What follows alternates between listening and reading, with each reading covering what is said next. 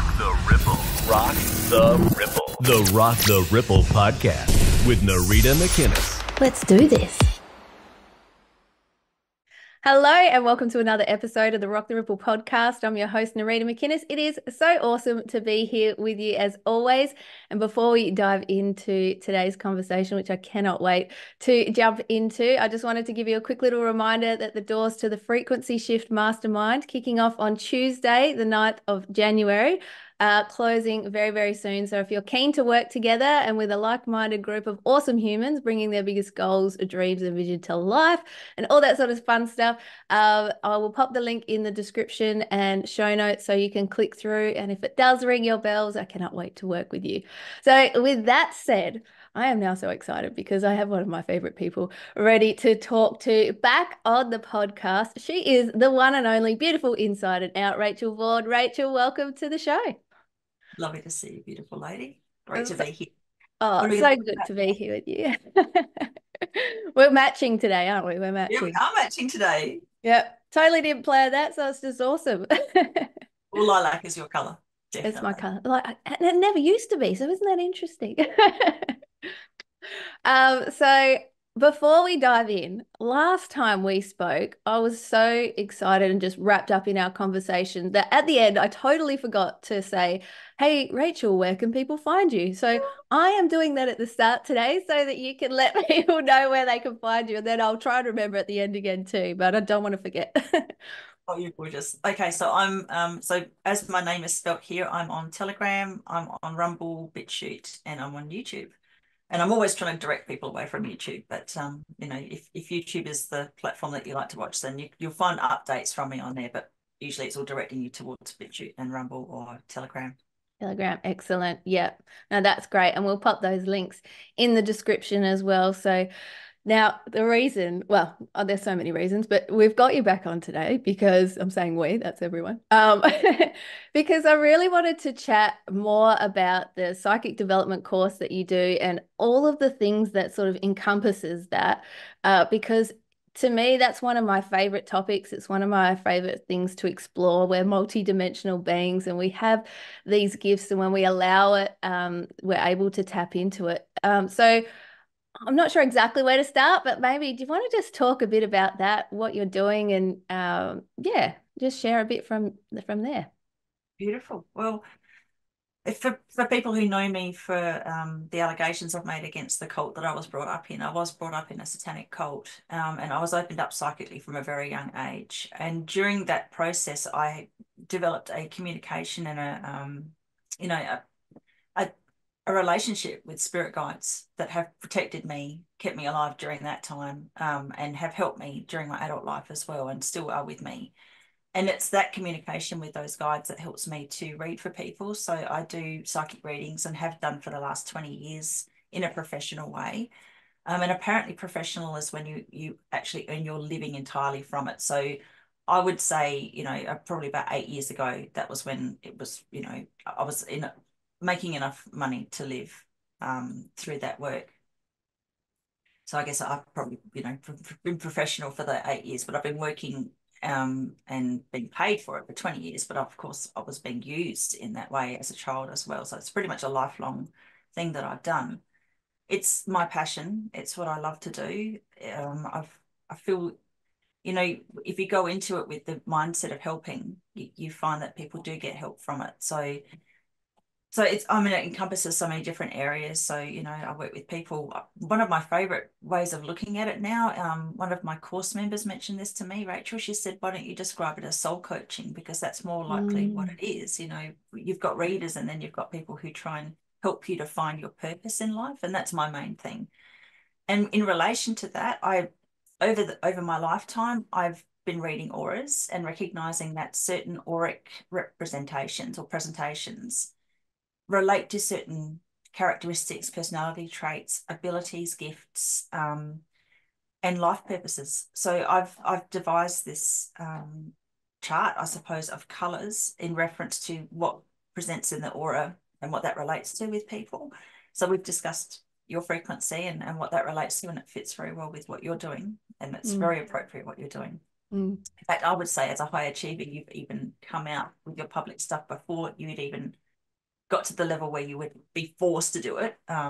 You know, so it's just beautiful. And I'm noticing this more and more actually. People are really ramping it up. So that's the main part of what I do. I also teach a psychic development course because I think at the moment with everything that's going on, the last 4 years of insanity, people are just looking at their life and saying, well, I'm not going to work for the man anymore. I don't want to be a slave. I want to do what I came here to do. And so that's why I decided to sort of put this out. It's actually my dear friend Max Lowen who just said to me one day, why don't you do a psychic development course? I was like, oh, duh. Why didn't I think of that? It's interesting because, you know, I had a lot of programming and a lot of conditioning as a child not to do anything psychically.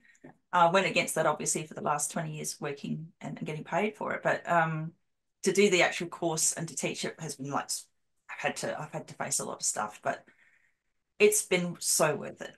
And I could actually say I'm quite comfortable with it now. I'm really enjoying it.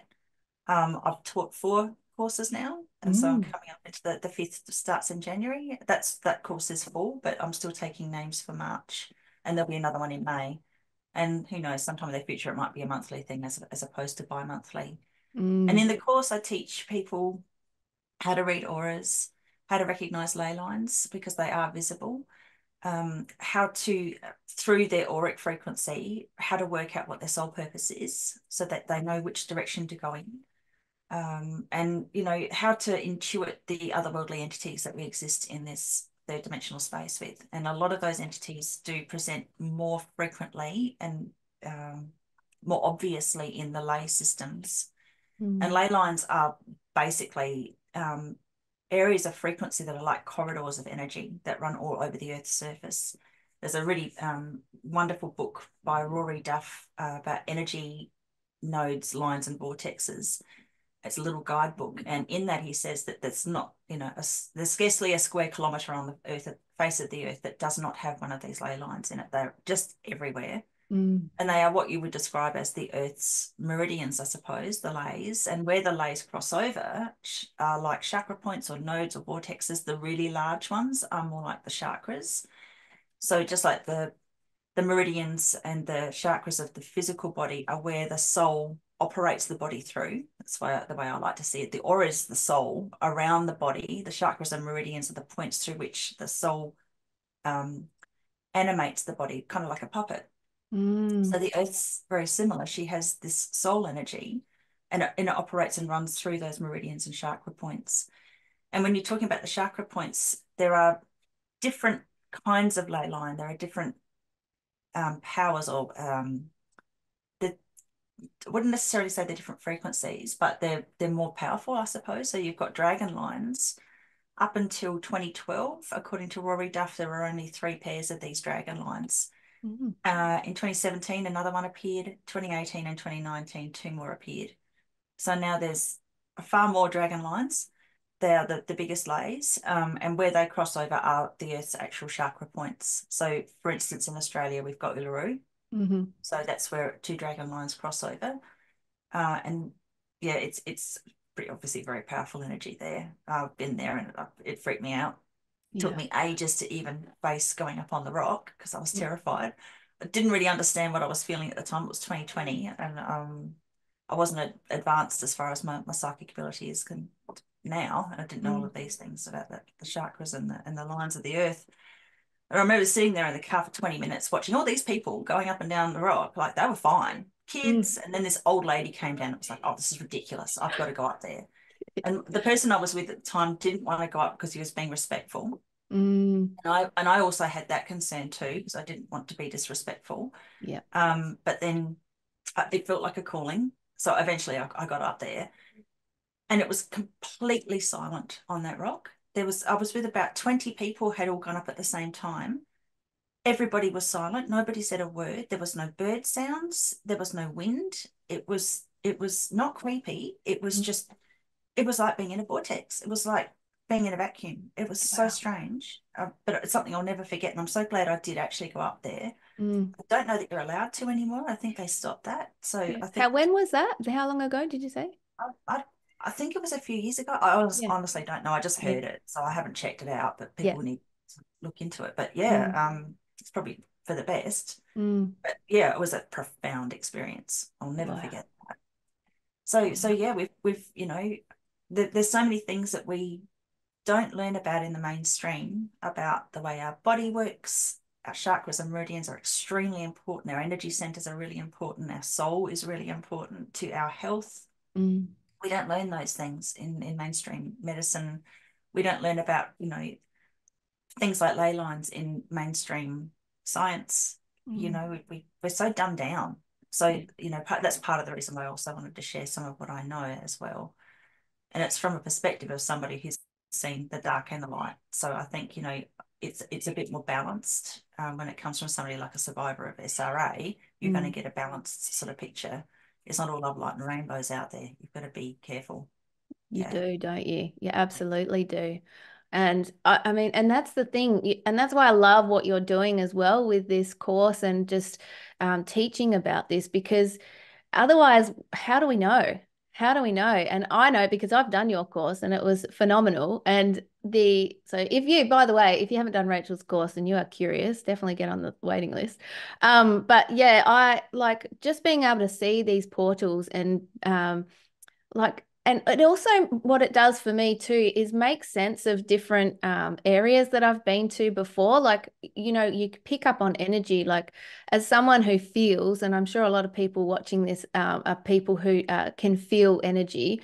Um, you look back and go, oh, you know where I was? That was probably like I was walking on a ley line or walking through a portal or, that sort of stuff. It really brings it to light, doesn't it? Does, yeah. And so for people wanting to see what we're talking about, I did do, I should have brought some slides in today, but next time. But I did do a slide presentation. I've done one for the Sky to Earth Academy, not the one that's presently running, but the one previous with Dale and Madeline Holmes. I'm sorry, Dale Holmes. And then I did one for Max Lowen's Unbroken Summit, which just finished on Monday. But that's a paid one, so you have to pay to get in. The lays, if you're standing in the lay, you can actually see them because they're perfect circles. You're much better off to see them out in nature. You can see them on grass, interestingly, but out in nature where there's trees and plants, because the trees and plants avoid growing within the lays. And the typical lays in the South Coast area, South Australia, where I love to go and visit and check out, they're typically about 2 meters across and they hover just above the ground, 1 to 2 inches above the ground. The plants and trees avoid growing within them. If the trees do grow in them, they become quite tortured and misshapen. Something about the frequency that the plants and trees kind of end up they grow around it. So you'll get these bowed sort of branches and just spaces. And because the plants and trees avoid growing within them, the animals then use them as tracks and you get these natural tracks. Now, a lot of our roads, a lot of our streets are based on very old tracks that the animals used to use, and the kangaroos love the lays.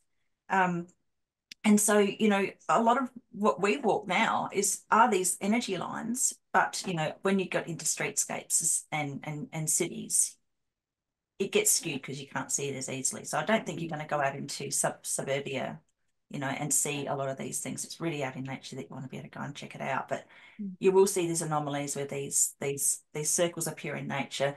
Beautifully, they do get picked up by photographs, so you can photograph them easily, but you can see them either way, whether or not you've got whether it's a photograph or not.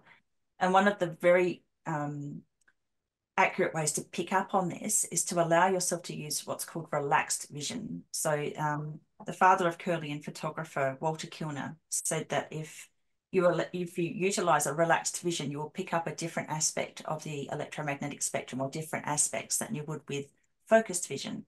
So I'm looking at you now, I can see the details of your face, I can see your beautiful eyes. But if I let my eyes go out of focus, and so I can just see, you become a little bit fuzzier. I don't see all the exact lines. That's the relaxed vision that you need to use. And it's exactly the same as when you're trying to look at somebody's aura. And I didn't realize I was going to be talking about the aura, but if you want to look at somebody's etheric, yeah, you can see it. So I've always got a white background now in interviews because it's important, because I know when I watch interviews with people with a white background, I can check out their aura. So one really simple part of the aura that you can see is called the etheric. It's the first part of the aura, and it's a very fuzzy line that's usually about a centimetre to an inch wide around the shoulders and head of a person. So I'm just going to move over here so people can see it. Yeah. So if you're using relaxed vision, you let your eyes go out of focus and just keep focusing, say, on this sort of part of my body. You should eventually see what looks like a much brighter white line around me. It's about this thick today.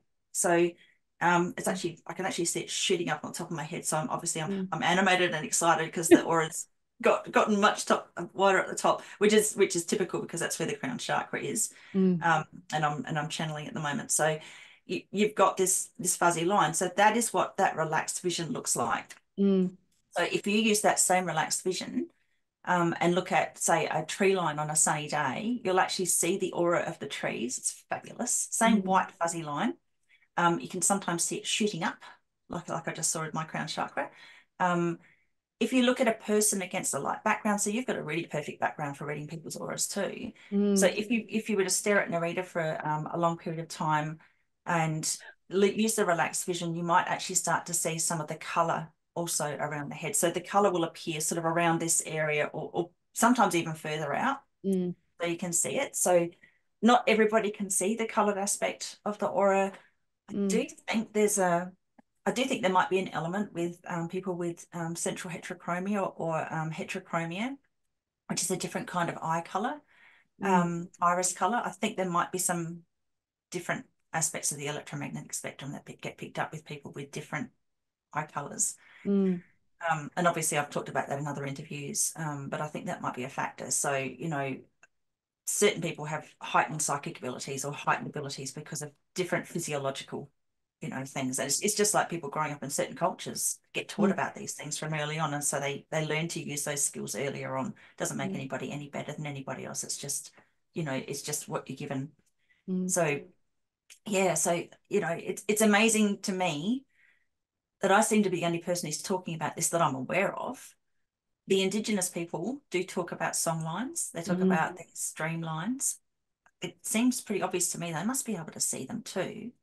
But perhaps somewhere along the line, it hasn't been interpreted for us, or hasn't been shared with the greater community. There's a guy called Alfred Watkins who wrote a book in 1925, which I talk about in the course. And he's like the father of information on ley lines. And he was an early photographer. And even in his book, some of the plates that he's got in there, you can see, because the leys refract light differently, it's a different sound frequency that runs through the leys, and that's proven by the dowsers who go out and find them. It refracts light differently. So Rory Duff actually has a couple of quotes in his book where he talks about that, how light and sound they interfere, they intercorrelate. And you can see in some of the photographs, early photographs that Watkins has taken, you can see the layers in his pictures. And he's got all these photographs of all these markers along the ley systems in the UK. You've got marked stones, marked trees. And it's interesting, the marked stones that are used tend to have these piezoelectric qualities, and that has been interpreted by modernity and also past civilizations, that they would put these big obelisks up that are also piezoelectric stone. Things like I don't know if the Easter Island statues were necessarily put there because of leys or portals, but there's definitely a piezoelectric aspect to the stones that were carved, or whatever however they shaped them that way. Yeah, so they shaped it in a certain way to then to make the most of is that what they're doing? The energy. Yeah. Yes. Yeah. So some of these marked stones, I think, were just there to say, hey, there's a ley here. Everybody, that's where the ley is. Some of them are harnessing stones. If you look at the Vatican, the central aspect of the Vatican, it's got an obelisk, or whatever those pointy monoliths that look like phallic symbols. And at the top, there's even a little copper intricate thing that they've put at the top to harness the energy again. Yeah. And if you look at the Vatican again, you can see all these lines coming into that central obelisk, which I think are marking 4 leys going into that big portal space. And I don't want to go too much into the gory stuff with this interview, but that Vatican space, you can see the portal is marked out. So where the leys cross over, they create a sphere of energy. The portal's marked out in the Vatican the way that it's designed. There's obelisk in the center. And underneath, because the portal is so large, it does encompass above and below ground. Most of these portals, the smaller ones where the lays cross, they sit above the ground. The really big ones, like the chakra points, encompass some area underground as well. And the Vatican has several layers. My friend Max Lowen, who's an SRA survivor, has talked about this at length, where they do some pretty horrific things. Yeah, I've heard her And talk about that actually, and I think Jeanette Archer as well. Yeah, it's I know just other survivors at the Vatican as well. So, and they mm, all correlate. And I heard their stories individually, yes, before they knew each other. yeah, Um, they do so the Satanists, the psychopaths of the earth, mm, those that are in these cults, they do these rituals in these spaces, in the portals and lays, for a reason, and it's because the ley lines themselves, they are the Earth's energy lines, but they are also fifth dimensional energy. So the third dimension is where we exist. We've got all these things that we can touch and feel. There's a fourth dimension of time, which is also purgatory when you're a soul without a human body. It's a purgatory space. It's timeless, which is interesting.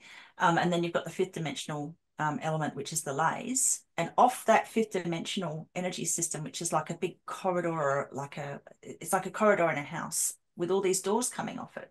And all the doors that come off that fifth dimensional corridor are the dimensional doors to the heavenly realms and the hellish realms. mm, So this is how we, as souls, move into different dimensions after death.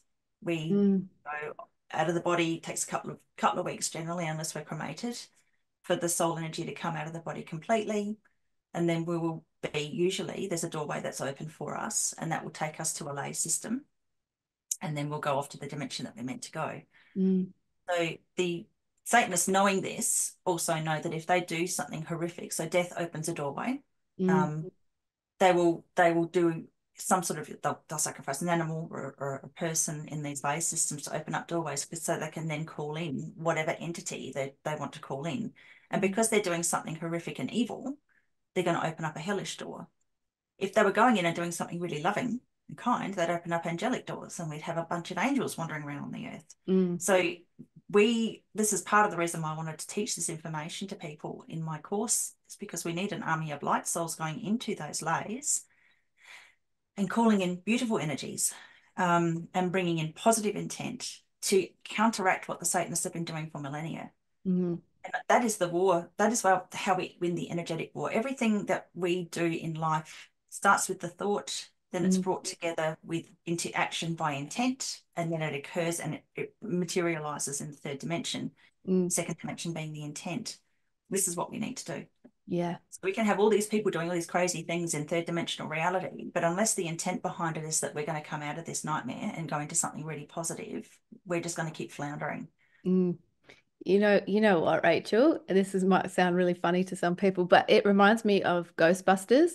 I don't know if you ever watched Ghostbusters, and they have the slime underneath the everything, and like when I don't know which one it is, and when the guy is inside and he has that evil person in the painting, and because he's so evil, it's bringing up the slime is turning everything evil, but they realize that if they start singing and they're of positive intent, that is what diffuses it all.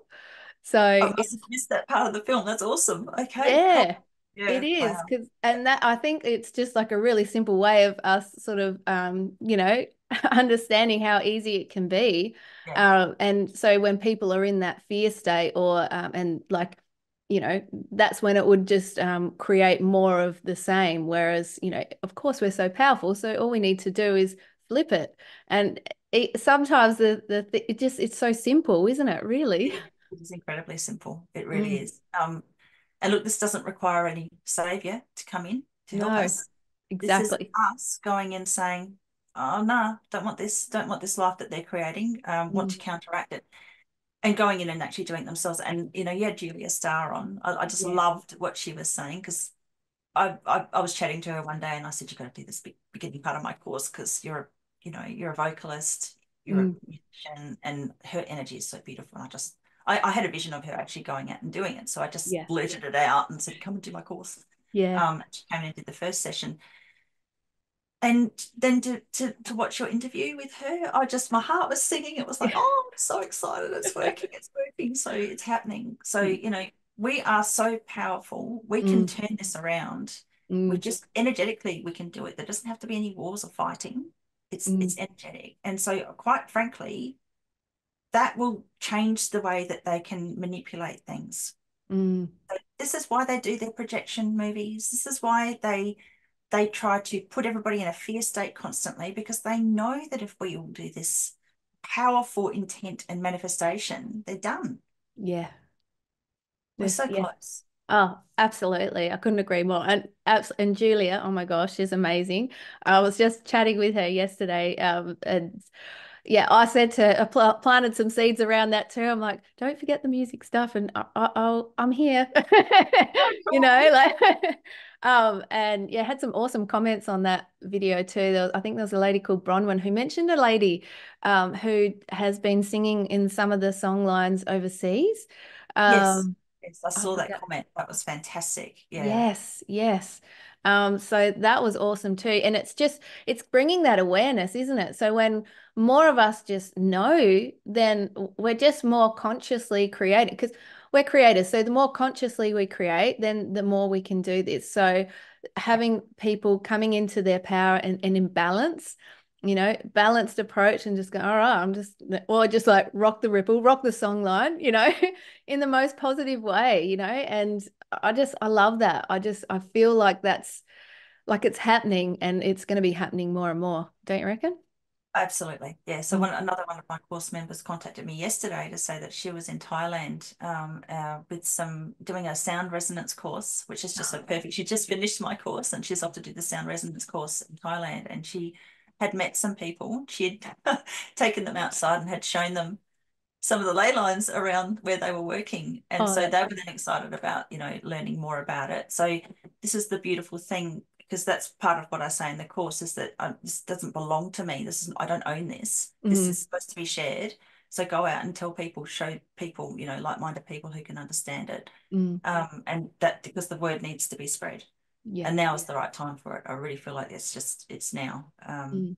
And I'm just one person. And like I said, there's this thing called lay sighting that Alfred Watkins describes in his book. So that's the long straight road if anybody wants to read it. Um, Lay sighting, you can see them. You can see them. So, it makes perfect sense to me that people could see this way back then. And Alfred Watkins, he didn't write it in his book, but somebody else has put it in as like a forward or a preface or something, or an intro, where he actually had a vision. He went up on a hill one day, he was on his horse, looked out over this particular part of the countryside, and suddenly saw the whole crisscrossing of all the ley lines. Mm. Had this incredible epiphany. And then he spent several years mapping it out, finding all these mark stones and finding, hey, that mark stone lines up with that one, with that one, with that one. There's churches along the way, there's mounds and tumps being these like dirt mounds that they Mm. would also use to mark them out. Yeah. And I've since discovered that some of these portal spaces where the lays cross over are above ground. Some of the bigger ones can actually hover above the ground. I think they build the tumps and the mounds to bring themselves up into the portal space so they could use it. So Mm. the Romans knew this. They were using those portal spaces. They had, unfortunately, they had their sacrificial stones along a lot of these lays in those areas. Because again, the problem is with people, they want power, Mm. and that's one way. If you're going to call in demonic entities, you're going to end up with some sort of, I don't know, agreement with them, I suppose, and get power out of it. But it's just incredible what he did. He was a pioneer in this area. It gets even more complicated when you start to look at the fact that a lot of these crop circles that happen in the world occur in areas where you have crossing of lays, you've got these sacred sites. Glastonbury or Avesbury stone circles, one example. Castle Hill, I think it's called. There's tumps and mounds all over the place there, and the crop circles happen in the same spot. So I think a lot of ancient people noticed the crop circles because they've been Mm. happening for a very long time and thought, oh, we'll mark that out because that's significant, because it probably happened in the same spot over and over and over again, and they probably realized that's the earth or a communication of sorts from the spirit world. Mm. Which brings me to another wonderful quote from from Afra Botkin's book, where the Romans had actually dedicated one particular spot to the spirit of the forest, is how they described it. So, and that's where you look into, you get these paradolic visions in the lays as well, which is something I discuss quite a lot in my course. And pareidolia is where psychology likes to make it sound like, oh, it's just some weird factor that, you just get this weird idea in your head that something like a rock that might have a face in it, or a tree or a plant, more likely, that has a face in it, a humanoid face, and that you might see that for a moment and then it disappears. But it's the feeling that you get with it when you see it, because it can be quite unnerving and it can actually be quite spiritual and beautiful experience. Well, the Romans dedicated some of these places to the spirit of the forest. And then you've got these apparitions called the Green Man that you see in just about every single church on the Roman pagan sites in the UK. They were dedicating, or they basically, all the people at the time when the churches were being built believed in this spirit of the forest, which is described as the Green Man. That's what they call it now. And so you've got these carvings of the Green Man in stone or in wood or whatever in all of these churches. And I was watching a BBC documentary on it, and they were talking about how the early church did that because the pagans would not have followed Christianity if they didn't put in the element of the spirits of the forest, because that was their earlier religion. That's what they believed in. It was significant to them. So you're going again to, and people might say, oh, they didn't, they were, I don't know, heathens or whatever. But you can still see these things, so many of the people in my course have sent me pictures. You've sent me pictures where you've seen things that look really interesting, and lo and behold, you're actually in a portal or a lay in that point where you're taking those photographs. And the ones that you sent me were spectacular. Oh. And it wasn't just one in one spot. You had like 5 in that one spot, which is so beautiful. And there just happened to be 2 lays right next to each other, and then a portal space a bit further back where they crossed. Yeah, so there's all these different markers that sort of point out where these lays and portals are. If you know what the signs are, it's very easy to find them. Yeah. And that's why I'm so grateful to have learned that from you. And I think if people as well, and I think you've said this too, like you might be out in nature and you might take some photos and you might actually not see something right away. But when you flick back through, you're like, actually, there's this thing here, and you can, I mean, it's clear as day. You can just see it, and it's so beautiful, isn't it? Yes, it's gorgeous. Yeah. That was one of the ways that I noticed what I was seeing was actually significant. Was I'd go out because I just like going out in nature anyway. I just love it. I need it. I just need that clearing of my aura. Yeah. That's something people don't realize. When you go out into nature, if you go near the ocean, there's negative ions that come off areas of endemic scrub because of the mycelium, and the ocean because of the water slapping against itself.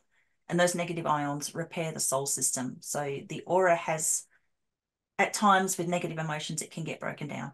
So there's a shield around the outer aura that can get broken down, and then you can get, depleted. You can be energetically depleted.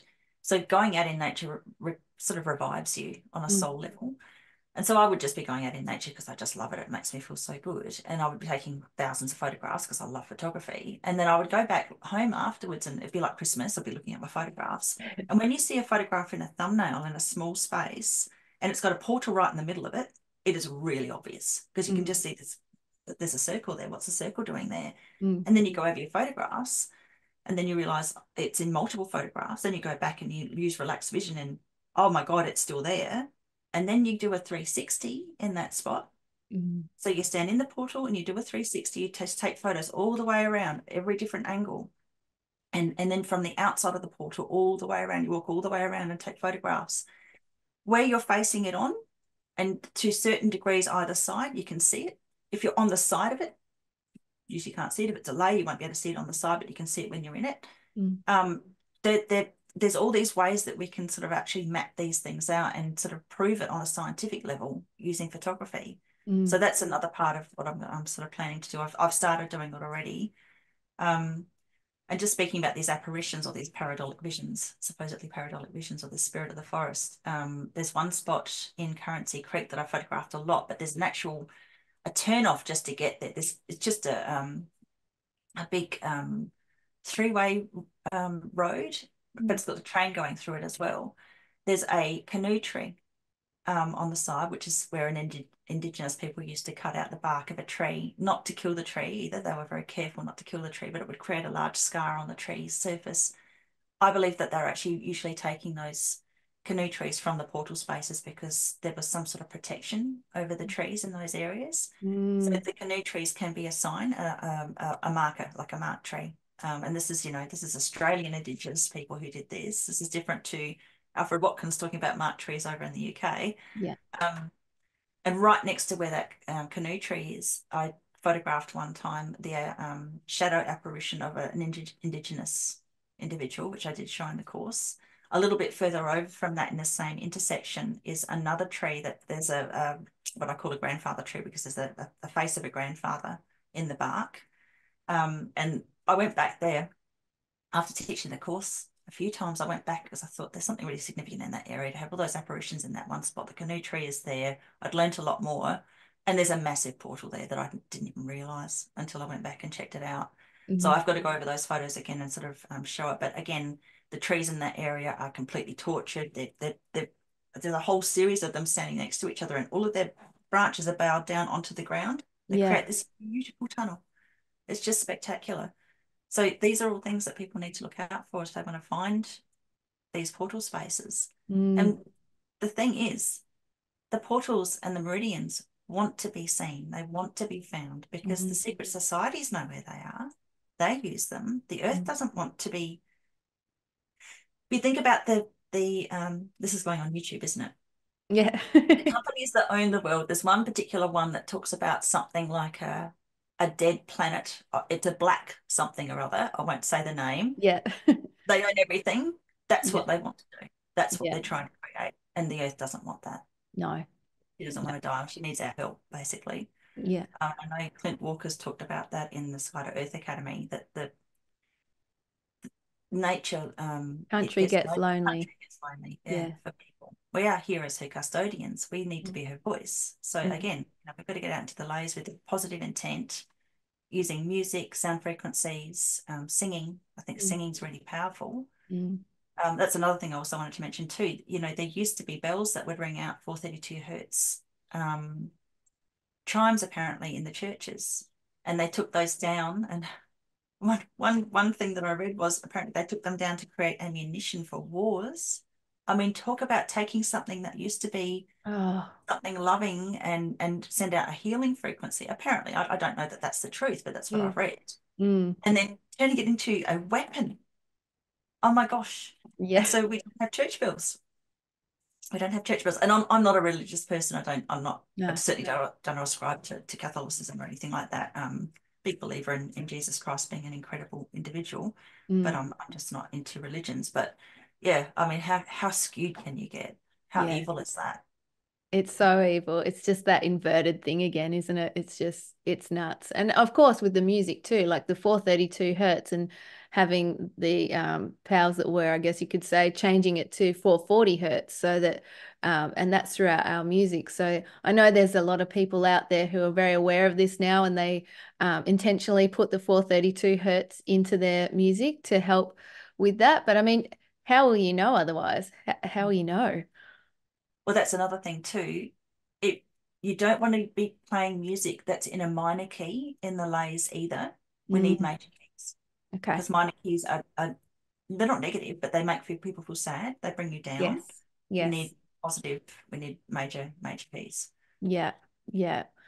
While you're saying that, I'm just picturing all the people that we're connected with, just like having this awesome, like major keys rock out in the ley lines, just at different places all across the globe. Would just be amazing. Yeah, it's so powerful. And I guess too, like, because we all have different experiences and a way of connecting with spirit, with our higher self, whatever however we term it for ourselves, that makes sense. And just being aware of how powerful we are, and that we all have this innate gift to be able to see auras, to be able to see the song lines. And even if in the portals, and even if we can't see them right away, like just set the intention that, please show me, I want to see this. Like it all comes back to intention too, doesn't it? It does. Yeah, that's beautiful. Yeah. So a lot of people are having the experience now of being woken up about 2 or 3 in the morning and they can't get back to sleep, and they're not realizing that, because, as I've said before on my Telegram channel, I had this download in May of this year that we'd come to the end of this 25,000 year incarnation cycle. Mm. Because all the other cycles talk about it being 26,000 years, I think we've actually got 1,000 years coming where we can have a beautiful, beautiful time here. Mm. So, because my guides are very adamant, 25, not 26, it's at the end of a 25,000 year cycle. Okay, well, fair Really? enough. Yeah. We are no longer beholden to soul contracts or negative karmic debts, and Oh, that's right. we're Yeah. not attached to people in the same way that we were before. We would have had soul contracts with all these people. We've come to the end of that. Mm. So people are feeling really lost, and because we don't have this, they say it's written. It's not written for us now. We now get to choose. It's all about free will. So when our guides want to communicate with us, when they need directives, when we need to tell them what we want, they will wake us up 2 or 3 in the morning, and we just get woken up and we don't know how to get back to sleep. If you find a way to communicate with your guides at that time, you can tell them what you want. Always say, if that is for my highest good, because you don't want to, and you never ask for anything bad to happen to other people, because that's just the absolute opposite of what you want to do. Yeah. Because it affects people on a soul level. So altruistic outcomes where you want to sort of help people, where you want the earth to be happy, healthy, where you can have prosperity without it taking from anybody else. Those things you can ask for. And then your guides know what you're doing. They know what you want. They probably stop waking you up. Yeah. A decent night's You might be able to sleep. get a nice night's sleep. Yeah. Finally. And it still happens to me, even though I do this work. I talk with them a lot throughout the days, because I work, 5, 6 days a week doing readings for people, but it's usually about other people, not necessarily for me. So they still wake me up and I still have to tell them what I want. But usually in the process, I'll fall asleep pretty quickly. Yeah. I think that's a good reminder too, because I think I've heard you say that to me before, and and because you're tired, you wake up and you're like, oh, no, I want to go back to sleep. But actually, no, ask for what you want, and be clear about it, with a loving heart and all that sort of jazz. And then you'll fall back to sleep. Yeah. It works really well. Yeah. It's not because they want to annoy us, No. because I've often asked, why now? Yeah. Really, I've got to get up in the morning. I've got stuff I've got to do. Yeah. It's because we don't have any other distractions. Mm. We're not likely to get up and start playing on a phone or being in front of a computer screen where all the light's going to wake us up, because it's circadian rhythm. You do not want to have light around you when you're trying to sleep. So, you're just going to lie there, and basically you're in a state, and usually you're in a mind state because you've just come out of sleep, where you're more likely to be able to tune into them. You would hear them, and I'm not clairaudient anymore. I shut that off from childhood, but where you would get information, you would have that communication. So it's, if you don't know how to speak to your guides, meditate. Yeah. Use some sort of meditation. There's some wonderful guided meditations where you can actually meet spirit guides, but just be careful with those too, because if it doesn't feel right, shut it off, because you got to be careful with that sort of thing. That's why it helps to always use things like energetic protection when you're going to be doing that sort of work. Yeah, and you're so right. Like if something doesn't feel right, can it? Like, and your body knows. So how your body responds, or if you get an insight, a picture drop in, or however it might be for you, it's you just go nah and let it go. And that, I think with that too, that helps us to learn to trust ourselves more, and to trust our intuition and our guidance more. And the more we practice it, I mean, it's like anything, like the more we practice something, the better we get at it, the better in tune that we become. We just have to allow ourselves that time and be patient with ourselves sometimes too, don't we? Yeah, exactly. Yeah. And unfortunately, things like the electromagnetic frequencies that we're bathed in constantly now when we live in cities, or if we're constantly working with devices, it can interfere with that channel. So that's another reason why they wake us up at 2 or 3, because we don't have those interferences in the same way. So it's good to not have your phone in your room, and have your Wi-Fi turned off, or have it grounded into the wall, whatever it's called, you know what I'm talking about. So technical, I'm so good at that. It's just, and I'm just fascinated, because there's so many experiences. Like, I know I've had my own experiences with different people, and like seeing things and feeling things and being able to like have those experiences. And I think what that does is like when you're open to that and you see that, like you can't deny it. It's like a knowing, you know what I mean? Like, and I'm sure people listening to this can relate. Like you just know. Yeah. Yeah. And I know that you've said as well, I think it was you, I can't remember now. But like if you're seeing something out of your peripheral vision as well, maybe you could talk a bit about that too.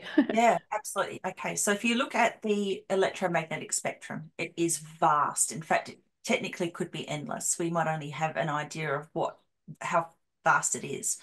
But if you look at a chart on that, you will see that the light spectrum, the rainbow colors that we see, is this tiny little fraction. It is Mm, just infinitesimal. There are a different combination of rods and cones in the retina that pick up frequencies outside of the normal rainbow frequency through the peripheral vision. So ultraviolet and infrared, you can pick up peripherally, but you can't pick it up staring directly at something. mm, And this is another thing Walter Kilner was talking about, the father of Kirlian photography, with relaxed vision. You're going to see a different area of the electromagnetic spectrum that you wouldn't be able to see if you were totally focused and seeing someone with 20/20 vision, for example. The ultraviolet aspect of the electromagnetic spectrum is where you will get your angelic beings or your sylph type entities, fairy sylph entities will appear in ultraviolet light. mm, Your darker entities, your shadow entities, your dark souls, lost souls, those sorts of things, or dark lost souls. There's also ghosts that appear in black and white. They'll turn up in the infrared. So infrared tends to come up more as a shadow. So you might see a shadow out of the corner of your eye. If you're seeing an angelic being or a sylph, you might see a light, an orb, a bright spark. So that will give you a bit of an idea of the sort of elementals or entities that you might pick up with the peripheral vision. But you quite often you'll pick something up and you try and look at it and you won't be able to see it, but you go back and it's still there. mm, So pay attention to those things and pay attention to the way you feel. If your hair on the back of your neck stands up when you see a shadow, mm, that when you look at it, it's not there, but when you go back, it's still there. That's a sign that there's something that you don't want to be interfering with or interacting with. And maybe you might need to use some sort of healing or protective modality to remove it from your space. mm, Interesting, the phenomena of haunting. I've got a fascination with hauntings, and I've watched so many programs on it, probably because I had so many horrible experiences as a child and saw many of these entities. And, the confirmations in these programs that I've had have been quite spectacular. When you have houses that you live in that have oddly shaped rooms, circular rooms, or hexagonal or octagonal rooms, you will most likely get, if there's going to be any kind of manifestation in that house, it'll be in that weirdly shaped room. mm, So this again is another manifestation of a portal or a crossing of ley lines. Just as corridors in houses are a manifestation, physical manifestation of what a fifth dimensional ley line is like, with all the doorways coming off being dimensions. So it's something to do with sacred geometry, I think. Rory Duff again speaks about, as a dowser, that where you get these crossings of lays, it creates these geometrical shapes. So it's not just the spheres and the portals that I see visually, but with dowsing, that can actually be quite involved, look like flowers and things, quite amazing. And some of them are hexagonal. mm, Some of them are they've got spiky bits off them. So if you've got a weirdly shaped house, you've got a representation of that.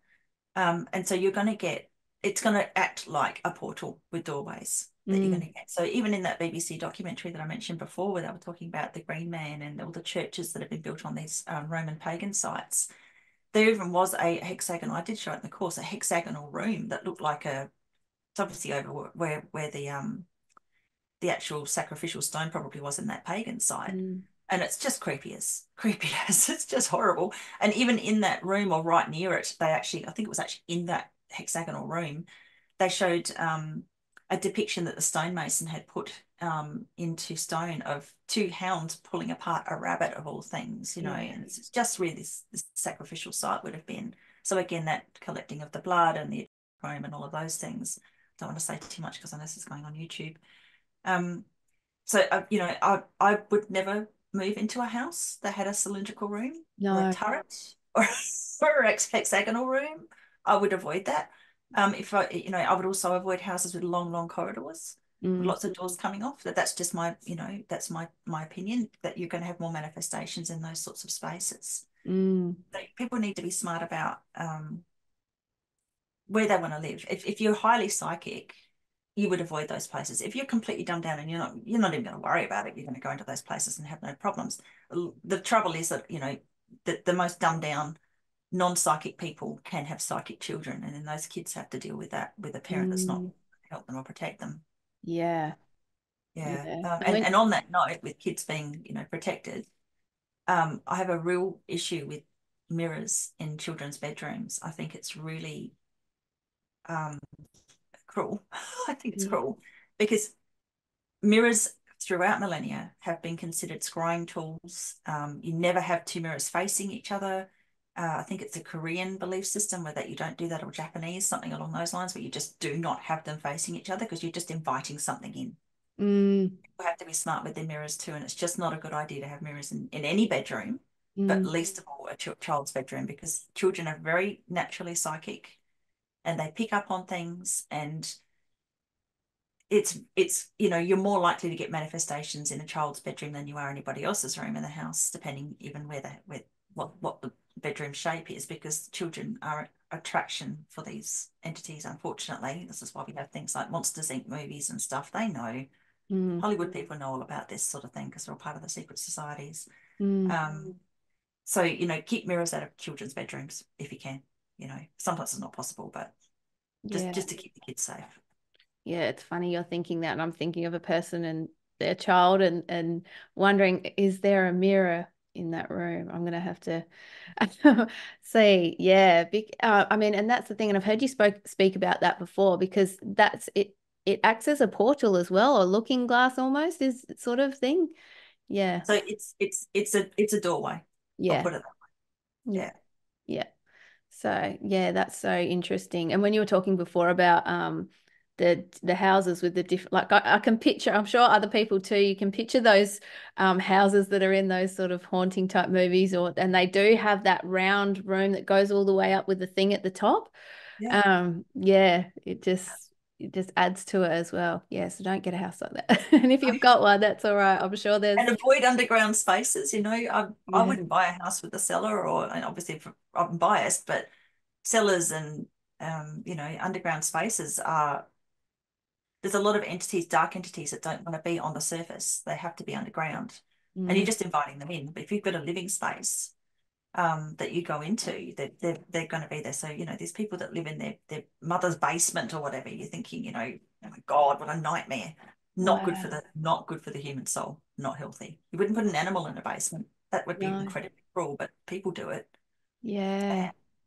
And there's no windows either. Like, No, exactly. And no that's the fresh air. reason why they're comfortable in that space. It's partly because it's a different dimensional space because the third dimension's surface, Mm, but also it's because the absence of light makes them more comfortable. So dark entities do not like light. mm, mm. Yeah. Far out. It's just nuts. There's so many things, isn't there? Oh my gosh. Do you have anything that's popping up right now just to chin wag on around this, or anything that's sort of dropping in? Oh gosh. Well, I guess the factors around, the aura being something that can be tapped into is something that people also need to take into consideration. So again, I teach in my course how to protect yourself energetically, and Mm, sound resonance can be a really powerful way to do that. Going out to areas of nature, because the mycelium lets go that beautiful negative ion energy. And we were talking before about how storms actually let release positive ions. mm, So it sounds odd because you think negative, positive would be good, negative would be bad. It's the other way around for the solar system. So the mm, negative ions at the ocean repair the solar system, and this is why dogs go mental when you take them to the beach, because they are so happy. It's an antidepressant. It's the best thing in the world for a dog. It's the best mm, thing in the world for a person. So if you can get down to the beach, get that beautiful energy into your system. When you have an electrical storm, you've actually got positive ions, so people can often get headaches or migraines, and they can feel antsy. And it's not necessarily just because the elements seem to be on the attack. It's because the energy in the area is it's not good. It's not good for the soul system. So it's weird. We've had a lot of, as you know, crazy weather in Adelaide over the last week, and it's just been just a weird energy. It's just been an uncomfortable energy. Yeah, so areas of nature sort of release those beautiful negative ions that are positively affecting, just like the ocean does. So when I talk about sound frequency being protective, there's lots of different ways that you can use sound as a healing tool for the aura, so and for the soul. Again, the soul being, you know, the aura is the soul that doesn't fit in the body, basically. That's what your soul looks like. And it's eternal and it's conscious. And the mind is actually not anything to do with the brain. Yes, the brain has some sort of elements to do with function, because when you get catastrophic brain injuries, there are elements of the physical body that don't work, and that makes sense. But I've always seen mind as a consciousness thing to do with the soul, not to do with the brain as such. And every cell in the body has consciousness and memory, by the way. So when you're talking about sound frequencies for healing the soul, you basically, if you just went out and got a 432 hertz tuning fork and tapped that and ran that around your body, around your aura on a daily basis, that's incredibly protecting. It dislodges anything that might be attaching. It tunes your energy up to a high frequency. Playing the guitar, playing an instrument, as long as you love doing it. If your parents are making you do something like that and you hate it, it's not going to be good for you. If you love it, if it's something you're called to do and you enjoy, amazing, especially with the guitar, because you hold it right up against your body and it resonates through your whole body as you're playing.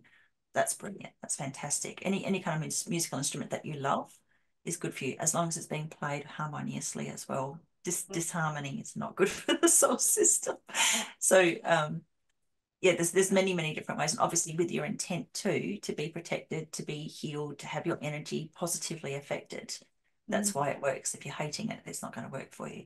There's lots of different ways that people can protect themselves and make themselves healthy, and it doesn't necessarily have to be nutrition.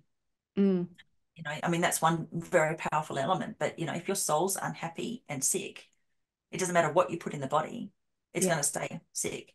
Yeah, absolutely. I couldn't agree with that more, because that's the same with the work that I do too. Like, if you're not consciously reprogramming your subconscious mind for what it is that you do want, like, or doing the work, doing the healing work, all that sort of stuff, you could be the healthiest eater in the whole world, but if you're not working on that stuff, it won't matter, will it? Exactly. Yeah. Yeah. So that's, you know, the thing with depression as well. Depression has a lot to do with, you know, it has to do with gut health, it has to do with nutrition, but it also has to do with whether or not you're actually following your soul purpose. If you're here doing something that you can't stand, and you know you've got this burning desire to do something, but everybody around you is saying, oh, you'll never make money out of that, or you'll never make a living out of that, you can't do that, you know, you've got to do this. Your soul, you're here for a human experience, but to do something profound. Yeah. Nobody is alive on earth at the moment just to be an NPC. Yeah. We've all come here at this time en masse because we knew there was going to be this massive spiritual fight, and only some of us would be able to stand up. And so there had to be enough of us so that some of us could stand up. Most people at the moment have just got this incredible calling to do whatever they're supposed to be doing here. Follow it. Don't listen to anybody who's telling you can't do it. Ignore that. Turn that off. And focus on what you're supposed to be doing, because abundance comes. If you need a roof over your head, you will have it. If you follow your heart and follow what you're supposed to be doing, it will happen. Maybe you're supposed to be homeless. Maybe not having a roof over your head is something that's actually supposed to happen because that's part of a lesson. Then you get to a level where that never happens again.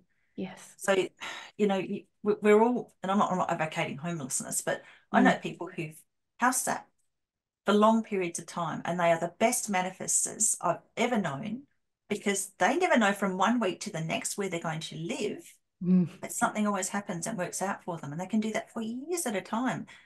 If there was some sort of way to test the soul and to go up in frequency, because not having territory is something that humans and animals find very, very difficult. You look at all of the animal world, what are they always fighting over? Territory, a space, somewhere to exist. if you can transcend that as a human, that's spectacular. It really, really impresses me. I was speaking to someone about this yesterday, and she didn't even realize how powerful she was. Yeah, it's just amazing. That is so cool. Because I mean, you really are just putting your trust and faith into it, and you're manifesting like just like, oh, I know where I'll be living. So she didn't realize that she was just making that. Oh, wow. I bet you she does now, because that's I phenomenal. really hope so. Yeah, I really hope so. Mm, And I've known many people who've lived like that for years mm, at a time, and yeah. I've just been just gobsmacked at it. Mm, But they don't understand how spectacular that is. They don't understand how powerful that is mm, because it's just easy for them. yeah. So this is the thing with manifestation. If you have a vision of something that you want to have happen, and you just hold that vision and you ignore the naysayers and you ignore your programming and the conditioning, and you just hold that vision. If and when you get to that vision and it happens for you, nothing can stop you from producing a new vision and keep Mm, following that and keep doing that in your life. mm. That's the most powerful form of manifestation. Yeah. And I think we spoke about that last time. I mean, we're always doing it and we just don't give ourselves credit for it. Like, we're just like, it's just, I want this to happen and you have a bit, and it happens. And like that, it's just the proof right there. You're just creating. You are creating, and it happens in the mind first, and then it happens outwardly. And yeah, I love that. I love it so much. I love all this shit so much. It's just we're so powerful. And like I so love what you said as well. Like if there is something, and I say it too, because if there's something on your heart that you want to do, to feel, to experience, to create, whatever it is, that is there for a reason. It's there for a purpose. And you're so right. Like maybe you are supposed to feel like you're pushing shit uphill for a while, because then when you do, from that, you know you've been in the trenches, you get what it's all about. You're not coming from some airy fairy approach. You're coming from a grounded place of knowing what's involved, and then when you're helping other people, you know where they're at. And you can walk with them and say, hey, it's going to be okay, you got this. Yeah, Mm, yeah. So my suggestion to people when they want to find out what their soul purpose is, even if they can't read the aura and work out what that sort of correlates to, go with what makes your heart sing. mm, If you didn't have to worry about money, what would you do with your life? yeah. And then check in with that. Is that about ego? Are you trying to impress somebody? Is this because somebody always said you couldn't do it? Or is Mm, it because it really does mean something to you and if you feel this calling? Was it something you wanted to do when you were little? mm, Is it something that, if everything else fell away, you'd just do? That's usually what your life purpose is. That's what you've come here to do. And mm, again, this whole process, this last 4 years of this, heavy top-down approach of trying to squash us all is only making more people blossom. mm. It's been quite spectacular, and I'm really glad I came to watch what's going on because it's been well worth it. Me too. Me too. And there's still so much to come too, isn't there? 4 years of truth, 4 years Yeah. of truth. Oh, years of truth. So Yeah. my Yeah. dear friend mentioned to me, from the 23rd of November onwards, I didn't Yeah. realize the 23rd of November was really significant because November was just shit. I Yeah. did So not. say that again. So so from the 23rd. From the 23rd, Yeah. you've got this, I believe it's to do with the astrological alignments Yeah. for the next 4 years, starting on the 23rd, just gone. Oh, yes. Truth. 4 years of truth. That's right. You're right. Yeah. And my guides have told me, because I knew the 4 years of truth were coming up, I just didn't know it was that beginning was on the 23rd. Huh. My guides told me, after that, laughingly, this is because spirit guides have a fantastic sense of humor. If you're connecting with your spirit guides and they're downers and they're telling you your shit and they're being Yeah. nasty to you, they are not your spirit They're guides, it's not. something else. Guides have the best sense of humor. So when I was querying this with them, oh wow, 4 years of truth, seriously? Because obviously I'm pretty excited about that. I've got some Yeah. justice that's supposed to come out.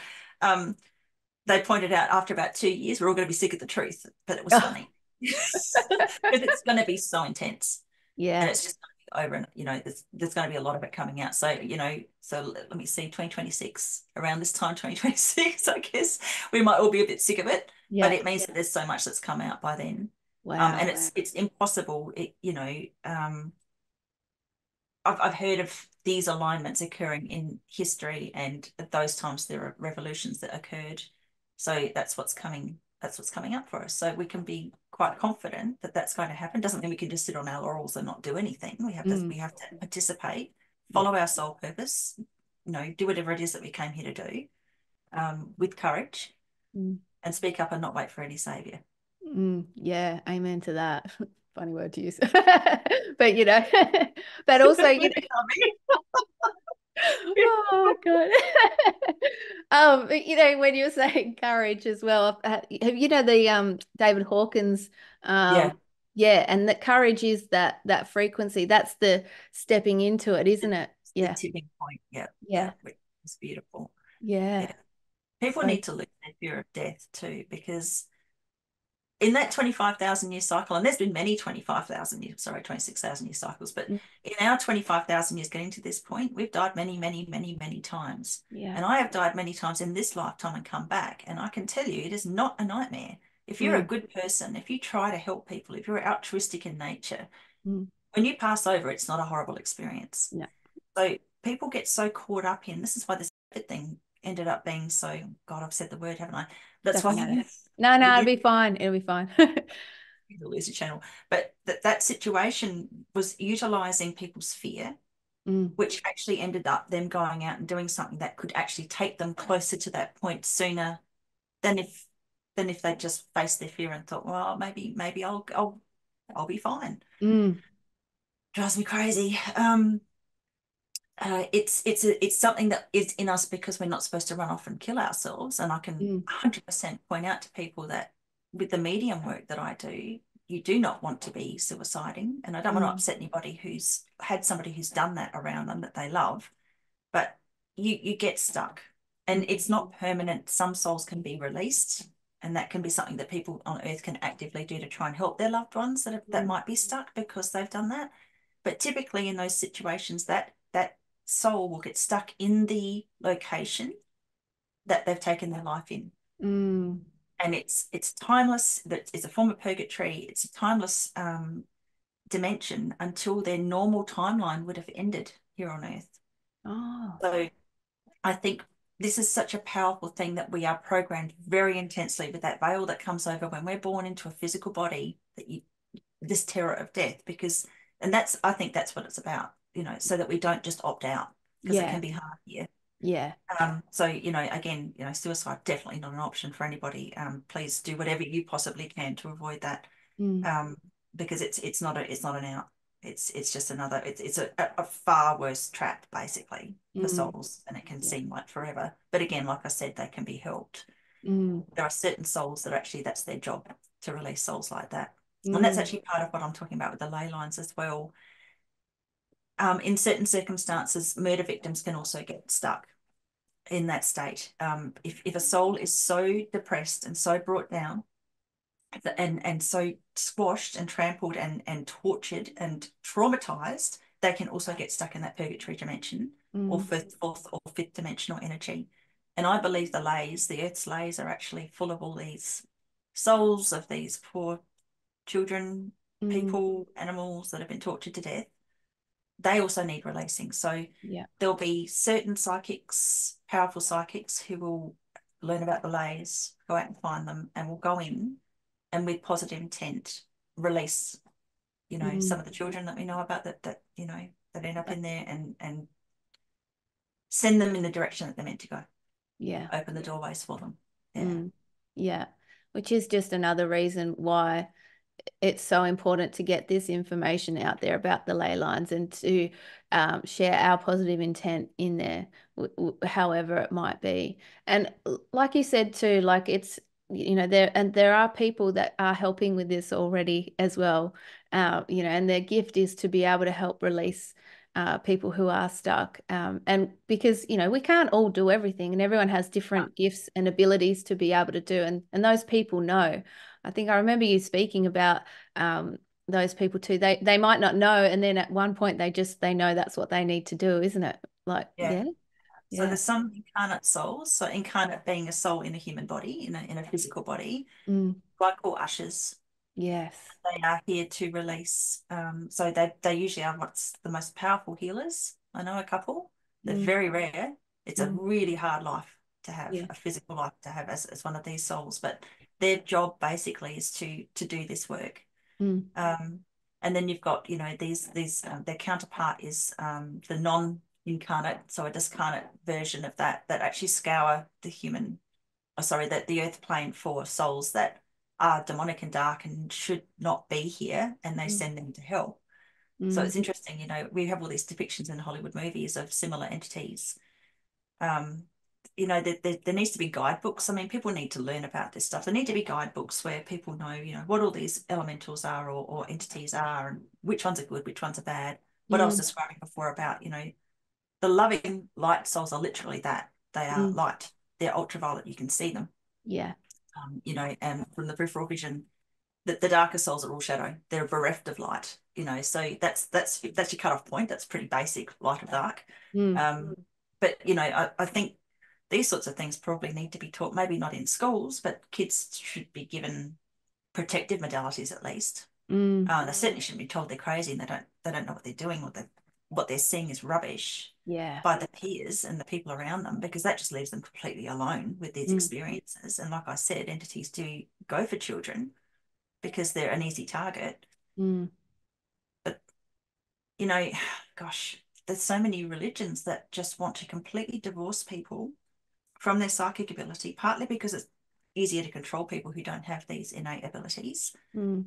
partly because I think it's the fear of being caught up with the dark, because some Mm. people do get caught up with that, or they get damaged by it or injured by it. But you can't cut the light out just because there's dark in the elements. If you live your life in fear of the dark and don't let the light in, you're basically feeding the dark anyway. Yes. We've got all these disgusting, psychopathic, sick people on this earth who are using all of this esoteric knowledge for power, and a whole bunch of people under certain religions saying, "Oh, can't look at that, can't do that because, my priest told me not to." And I'm not having a go at Catholics or Christians. It's just I get really frustrated with this, because if you let those powerful people who are looking for power have all of that information, and you Mm. just go, "Oh, I don't want to know, I don't want to know, it's too scary," who's going to win? Yeah. We're just sitting ducks. So, and I personally get frustrated because I'm pretty sure I had past lives where I got burnt at the stake. I Mm. feel quite pissed off that I'm doing this again, and I have to be the person that's out there on the front row talking Oh, about this stuff again. But I think it's that important. We've it got to is. be empowered so that we can fight back. Mm. Yeah. And that's ultimately that's what it comes back to. Like when we can stand in our power and know who we are. And I think, I know that everyone is where they need to be and everyone has different experiences, but when we can be able to have that balanced approach and know that there's dark and light and be able to even observe that in itself, like that's when you become so powerful in yourself, and you were talking as well about we need to create a guidebook. I'm like, Rachel, I think you need to create a guidebook and to have the pictures of what you were saying, but also the ley lines and the Yeah. portals. That'd be amazing. I Yeah. did publish a book in 2017, which covered a lot of this, but not the lays. Yeah. I wasn't ready then. I am going to do that. I took it off shelves because I had learnt so much in the last 5 years. Mm. Um, well, actually longer, because it's 2017, so yeah, seven years. Mm. But much of what I'd written, there were all these other soul frequency levels that people had suddenly achieved all at once. Mm. Um, and I had achieved one of those soul levels. And I'd written in the book about how amazing these souls are, and it would have looked like I was saying how amazing I was. And there's a lot of people at this level now, and I didn't want it to be out there because I would have looked like a goober. I But look yeah, like a goober all the time. It's fine. love being a goober. But yeah, it needs to be refashioned. So I'll be doing that somehow. Somehow I'll find time at some point. Yeah, that'll Yeah, be I'll just so cool. Oh, yeah.